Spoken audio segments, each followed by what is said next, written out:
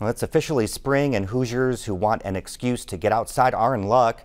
The U.S. Forest Service needs help fighting invasive species. George Hale followed specialists hunting one particularly dangerous plant at the Hoosier National Forest.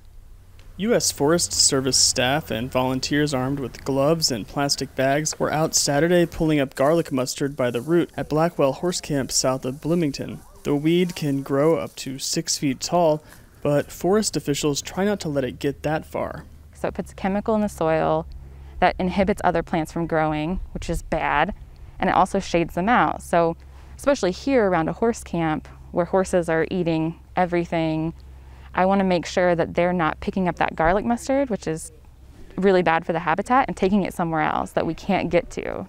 Saturday's Volunteer Day was the first of the year, and officials will be working on garlic mustard in different areas of the forest throughout the spring. Phelps says volunteers don't need to know much about invasive species to make a difference. I wish I could say it's really hard to find them, but it's pretty common, and in the spring especially, because they're one of the only things that's green right now.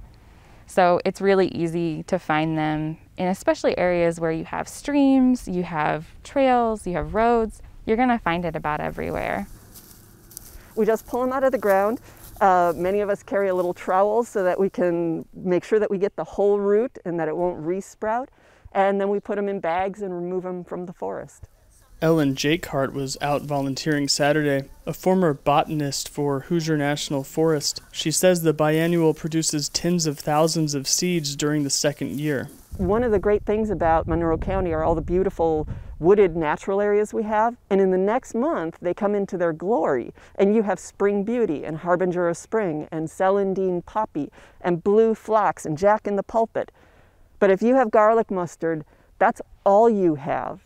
One by one, it takes out all those other species and takes over the entire ground layer. Experts say the weed showed up in Indiana in the 1950s or sooner, but didn't reach Blackwell for a few more decades. Jakehart says once it arrives, it's hard to eradicate completely. Officials have to stay vigilant to protect the forest, and they need help. And I remember when we first found garlic mustard here at the horse camp, probably brought in on horse hooves, and we were not able to get it under control, and so here we are 20 years later, still chasing garlic mustard and trying to keep it from taking over this forest. The next Volunteer Day is April 10th. For Indiana Newsdesk, I'm George Hale.